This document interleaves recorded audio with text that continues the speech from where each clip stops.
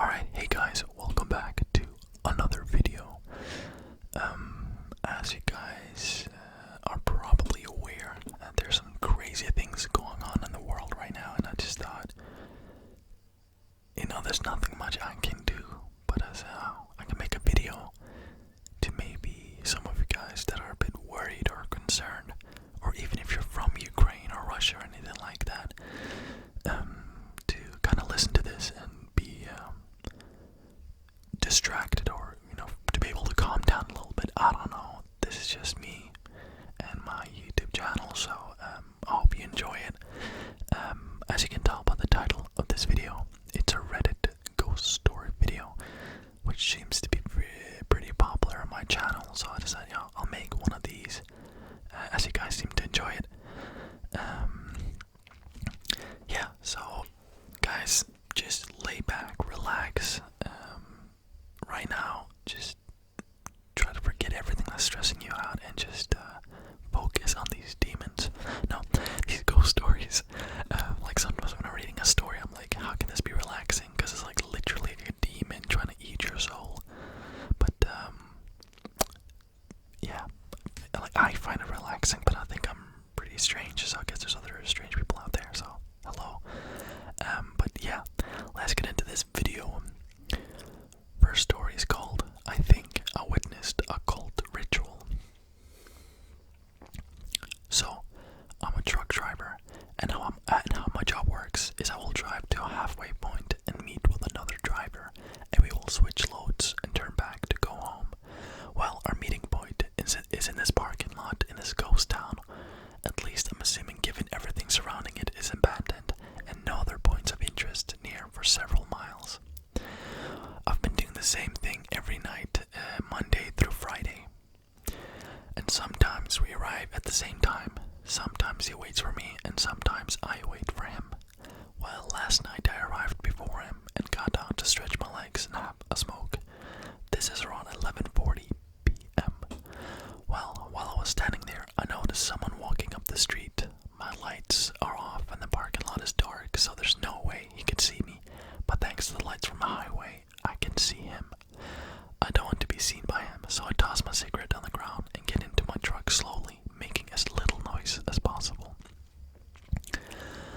I climb into the back of my sleeper and close the curtains, but look at the window and I see an entire group of people all wearing the same t-shirt, walking slowly in line, but stopping for a second every third step, possibly 20 or so people in the line. I call the driver to warn him, and I look through the hole in my curtain as they walk by, and then out the other window and see them just casually walk down the road. Yes, they were walking down the middle of the road. I didn't get out once until the other driver showed up and we swapped and left. This was in Louisiana, about 30 miles from Hammond.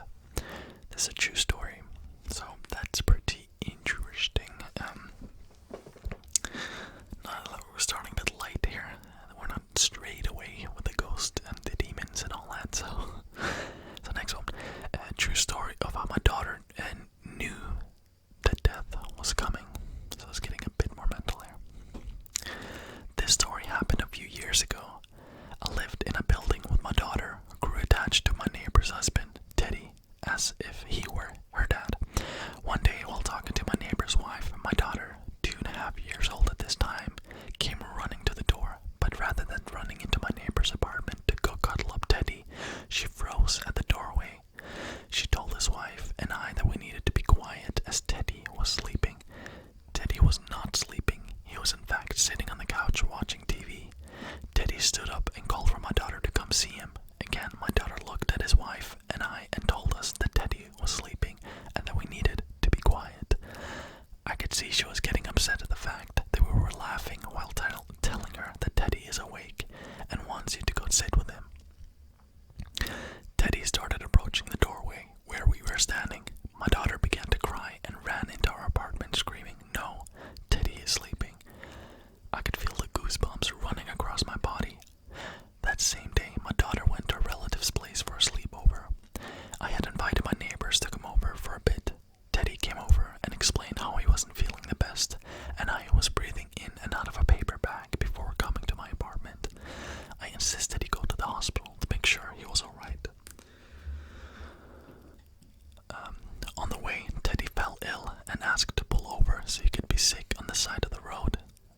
was kneeling beside the car, Teddy suffered a major heart attack and passed away while on the way to the hospital.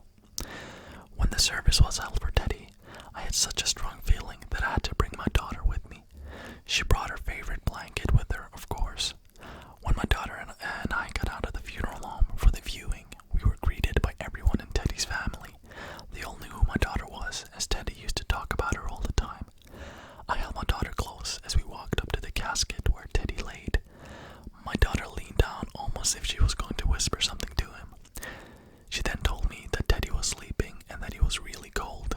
She took her blanket and tucked Teddy in, then looked at me and said that now he was happy and warm.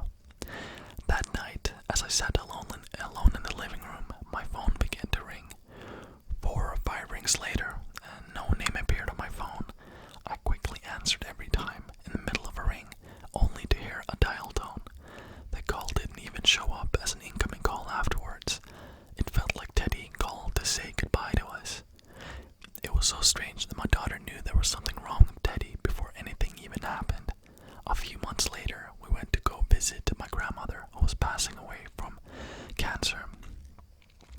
My daughter refused to enter my grandmother's room. She kept saying how my grandmother was sleeping and that everyone should leave her to go to sleep.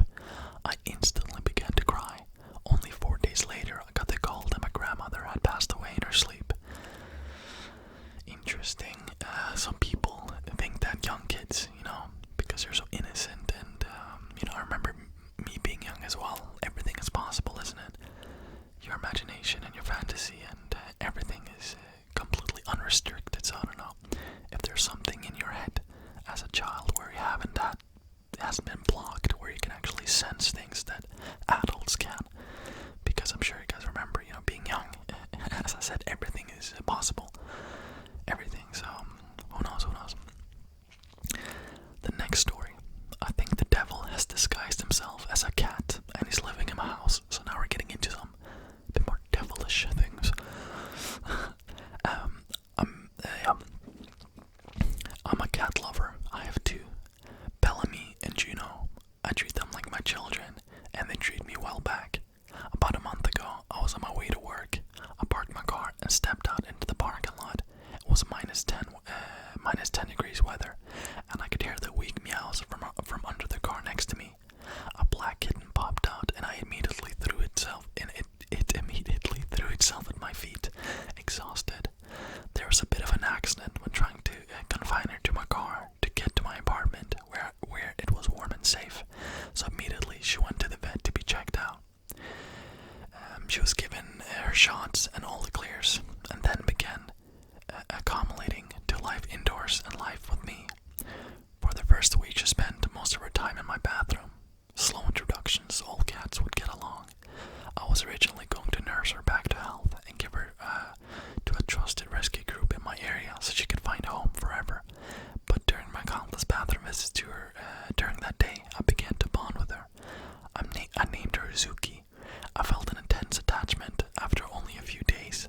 Shortly after the bond began to form is when things began happening. My other 2 cats began sleeping with me every once in a while. Before this, I'd wake up in the morning to find them at the edge of my bed. But our sleep schedules are opposite. Sorry for breathing. Suddenly, they were attached to my hip during the day and sleeping at the head of my bed, on my pillow, next to my face every night, as if they were protecting me while I was sleeping. They would not go near the bathroom. My cats are very shy and sweet. I didn't even think they knew how to hiss until this new cat got here. They suddenly were attacking the bathroom door, and Juno began to get sick. She's lost weight. The vet has no explanation, and as I said, Zuki, the new cat, has been to the vet multiple times and has been given the clear as well. I've even gotten second opinions. There's no explanation for the illness. Things began to go missing, like photos and jewelry. Then I began waking up in the night with this terrible feeling of dread. I can no longer have cats in my room at night because the door now needs to be shut. When it's dark, I get the feeling something is looking at me from the other side of the door frame. I find myself having to look twice over my shoulder because I'm constantly seeing things out of the corner of my eye. Picture frames have been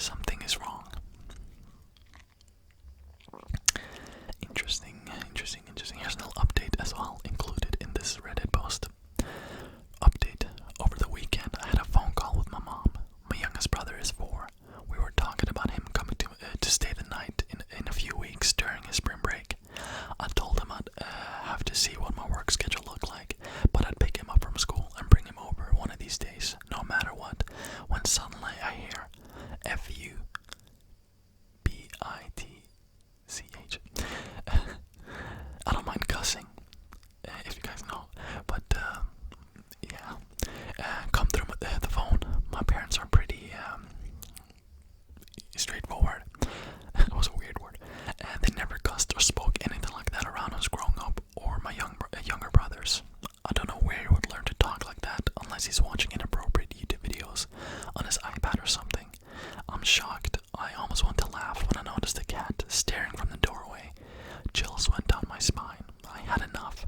I packed her in a carrier and went to the only rescue group with a facility near to me, open on a Saturday. Said she was a stray and left her there. The next day I received this text that I'm going to try to post here. I'll figure out to link an image, but yeah, let's leave it at that. It went on a bit longer, but nothing that was just talking about, nothing too relevant to the story. So next one is called Night Shift Freakout. I'm completely new to Reddit, but I've been reading people's stories for a while, and I've decided to add some of my experiences I've had whilst at work. I'm a carer, and I have been for about 5 or 6 years, and I prefer to do nights as it's calmer work and experience. I've seen and heard many strange things, but 2 that stick out I've decided to talk about. The first story. I was on a night shift one night, and every hour we have to do checks on the residents to make sure they are okay and are still with us. So I'm doing my checks and everything is going okay until I get to the last room. This lady likes her door closed at night, so the light in the corridor doesn't wake her up. And I go to open her door and I couldn't move it, as if someone is pushing it shut from the other side. I tried 2-3 more times to open it and it won't budge.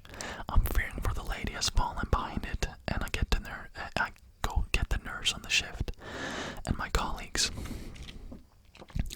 Each of us try to open the door, but it won't move. After 20 minutes, the door opens easily, as it should, and the lady is asleep in her bed, snoring away. There's nothing there to have kept this door closed. I should mention this was a part of the building that none of us likes to be alone, as it feels like you're being watched. On a couple of occasions, a shadow person has been seen in some of the rooms. Number 2. I came in shift and found out that one of the residents had passed away 30 minutes before the night staff got there. We were waiting for the undertakers to come and collect the body, and it could be up to 2 hours before they got there. As we were going about our job, the buzzer in that room went off. I went and switched it off and left the room. His buzzer went off every 10 minutes until undertakers arrived. None of us could explain why it was doing that. Interesting. That's really, really scary. I've read a lot of stories of people experiencing paranormal activity, working night shifts at places like that. It's really scary. And hospitals and stuff like that. Like, I genuinely think there's something to it. But I don't know what. Never doing night shifts again. So this is a new story. During my time at university, I had a part-time job at a huge Bavarian company. The building had 8 floors and a quadratic shape with a big lobby hall in the center of the building. It actually was hundreds of years old, but completely renovated. I worked once or twice a week there, mainly on weekends.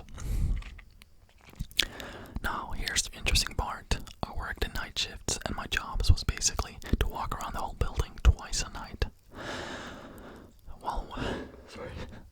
While walking through the hallways, I just had to watch out for stuff people forget when they rush into the weekend, like open doors, open windows, light switches that are still turned on, stuff like that. Nothing out of the ordinary. The payment was pretty good as well. In fact, I was kind of surprised about how the good payment was, because obviously I didn't have to do much in those 8 hours. My girlfriend and other friends mentioned that the payment is just fair, as I had to walk around a huge building at night completely alone. They always mention how they would never do this. Sometimes my girlfriend visited me there to bring me some food. As the sinners feeling in the buildings like these would play mind games with them. I never had problems with being alone. Neither was I paranoid or believed in the paranormal. Just studied throughout the night and did my 2 walks until this one night in September of 2018. The shift started like any other. Got the keys from the janitor and started studying. After my first walk through the building, between 3:55 and 4:05 a.m.,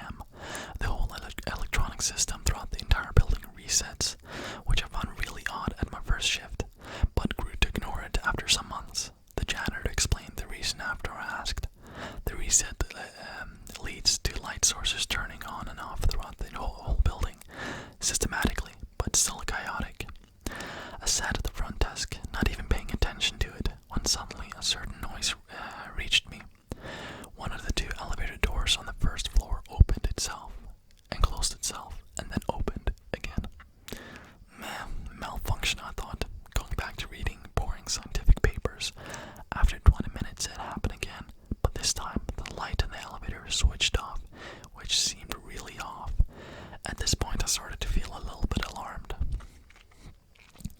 When I moved into the elevator, the door behind me closed. I panicked and tried to get out of the elevator, but the elevator even started to take me to the second floor in complete darkness. When I reached the second floor, the door opened and I basically fell out of the elevator door, turning around while I fell. This really sinister looking, completely dark elevator door closed again and took off to another floor.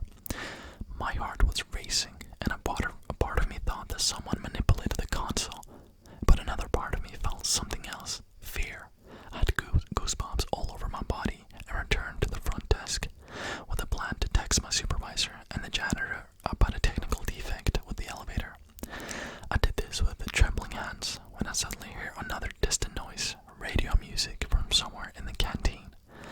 I slowly moved to the canteen with my smartphone light switched on. The noise came from the kitchen and I followed it. Reaching the kitchen, I saw that a radio was playing music on some of the tables. The cooks listened to radios while working. I froze and couldn't breathe. During my first walk, the janitor texted me and told me to put the radio under a certain desk and switch it off, as the cooks would always store it there. I did this directly when I started the shift, even texting him because I couldn't find the desk at first. After plugging out the radio, I turned around and sprinted through the canteen directly to an exit and waited outside for the last 2 hours. Luckily, I had the keys with me.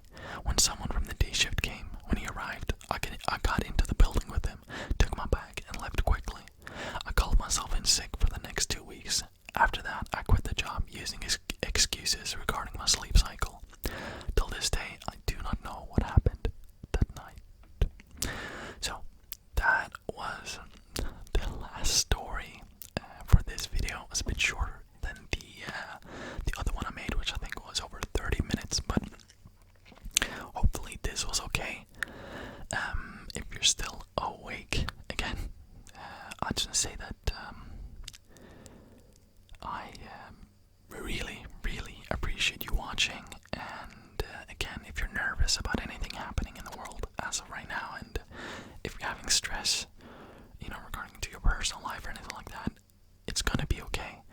Take this from someone who's been through, like everyone has been through a lot, but I'm telling you, it's gonna be okay. There's always a light at the end of the tunnel, and I promise you, and believe me when I tell this, it will be okay. So trust me on that, and if you're still awake as well, my email is in the description. If you want to share some stories, ghost stories, something paranormal that you have yourself experienced, or someone that you know, and leave a comment on what you thought if you're awake. And of course, you don't have to leave a comment. I usually don't leave comments myself either. So, but yeah, thank you guys so much for watching. You guys are the best.